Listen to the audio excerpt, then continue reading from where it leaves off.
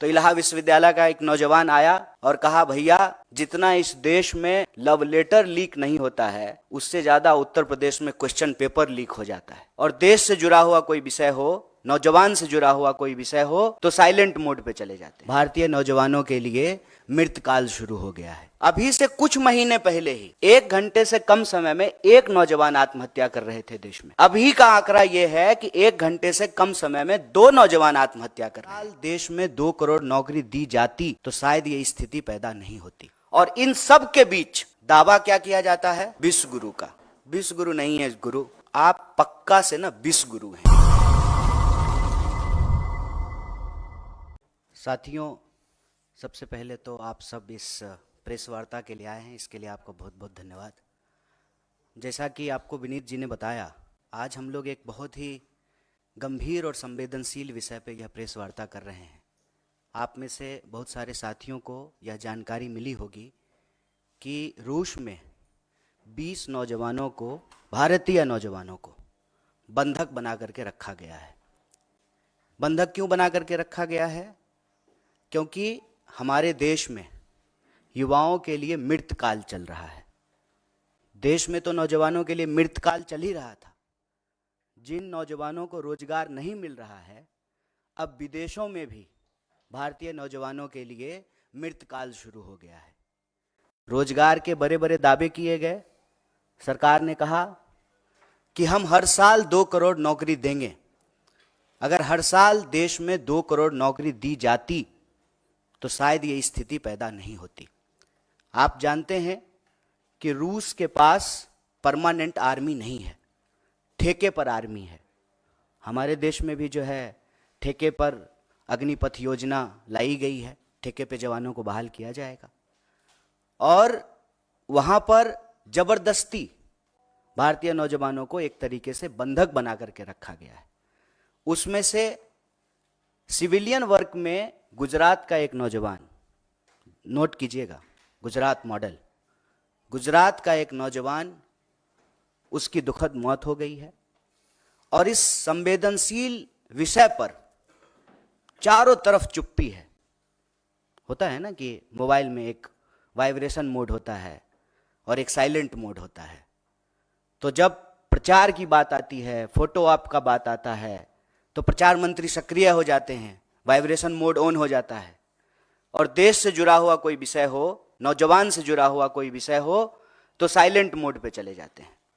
ये कितनी गंभीर विषय है कि देश में अगर देश के नौजवान अपने देश के लिए शहादत दे रहे हैं, जान दे रहे हैं, तो यह बात समझ में आती है कि यह देशभक्ति है। राष्ट्र के लिए जो है आप अपनी जान दे रहे हैं।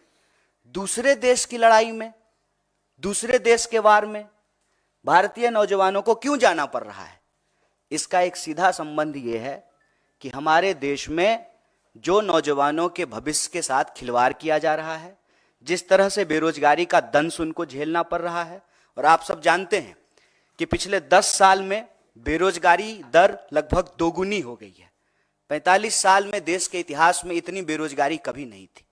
लाखों पद केंद्रीय विभागों में खाली हैं और सरकारी जो क्षेत्र हैं, राज्य सरकार के अधीन जो आते हैं, उसकी तो हालत आप सब देख ही रहे हैं कि क्या हो रहा है। जब हमारी भारत जोड़ो न्याय यात्रा उत्तर प्रदेश से गुजर रही थी, तो इलाहाबाद विश्वविद्यालय का एक नौजवान आया और कहा, भैया जितना इस देश में लव लेटर लीक नहीं होता है, उससे ज्यादा उत्तर प्रदेश में क्वेश्चन पेपर लीक हो जाता है। मतलब नौजवानों की स्थिति यह है कि एक तरफ या तो भर्ती नहीं की जाती है, भर्ती की प्रक्रिया शुरू होती है तो प्रश्न पत्र लीक हो जाता है, और पूरी की पूरी प्रक्रिया जो है वह न्यायालय के अधीन चली जाती है। और आप भर्ती की प्रक्रिया और उसमें होने वाले प्रश्न पत्र की तो अलग बात है। अभी आज आप लोगों ने देखा होगा कि उत्तर प्रदेश में बोर्ड के पेपर भी लीक हो गए हैं। ये जो देश के नौजवानों के साथ इतना बड़ा अत्याचार हो रहा है, और मैं आप सब लोगों से एक आंकड़ा साझा करना चाहता हूं।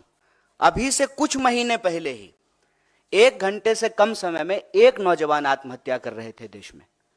अभी का आंकड़ा यह है कि 1 घंटे से कम समय में 2 नौजवान आत्महत्या कर रहे हैं। मतलब देश में रोजगार नहीं मिलेगा तो देश में आत्महत्या करने की स्थिति है, और रोजगार पाने के उद्देश्य से वॉर जोन में जाकर के, युद्ध क्षेत्र में दूसरे देश की सेना में जबरदस्ती जो है बंधक बना करके नौकरी करवाने की स्थिति पैदा की गई है। और आप सब लोगों ने ये न्यूज भी शायद देखा होगा, अखबार के किसी कोने में आखिरी पृष्ठ पे होगा कि एक न्यूज और चली थी कि इजराइल में लेबर नहीं मिल रहा है इजराइल को, इसीलिए बहुत सारे माफिया देश में सक्रिय हो गए हैं अलग अलग राज्यों में। और जो हमारे देश के नौजवान हैं उनको एक तरीके से उनकी मजबूरी का फायदा उठा करके, और एक कहावत आप लोगों ने सुना होगा, मरता क्या ना करता, बहला फुसला करके, सपने दिखा करके कि विदेश में आपको नौकरी मिल रही है, देश के नौजवानों के साथ, उनके भविष्य के साथ खिलवाड़ किया जा रहा है। और इसी कड़ी में मैं एक बात और आपको जोड़ दूं, अपने बच्चों को, उनके भविष्य को बेहतर बनाने के लिए सपना देखने वाले जो माँ बाप हैं, पेट काट करके अपने बच्चों को पढ़ने के लिए बाहर भेजते हैं। और आए दिन यह खबर सुनने को मिलती है फिर से अखबार के किसी आखिरी कोने में कि कभी अमेरिका में जो है किसी नौजवान को किसी यूनिवर्सिटी में मार दिया गया है, भारतीय नौजवान को, कभी ऑस्ट्रेलिया में मार दिया गया है, कभी यूरोप के किसी कोने में मार दिया गया है। और इन सब के बीच दावा क्या किया जाता है? विश्व गुरु का। विश्व गुरु नहीं है गुरु, आप पक्का से ना विश्व गुरु हैं, और आप इस देश के नौजवानों के भविष्य में जहर घोल रहे हैं। और जिस तरह से देश में और विदेश में भारतीय नौजवानों की जान ली जा रही है, यह अपने आप में बहुत दुखद, चिंताजनक और संवेदनशील बात है। इसीलिए हमारा यह कहना है कि देश में तो नौजवानों के लिए मृतकाल चल ही रहा था, अब विदेश में भी भारतीय नौजवानों के लिए मृतकाल चल रहा है। इसी विषय पे आप सबसे बातचीत के लिए हम साथी यहाँ उपस्थित हुए हैं। आप सब लोगों ने धैर्यपूर्वक अपनी बात सुनी, बहुत बहुत धन्यवाद।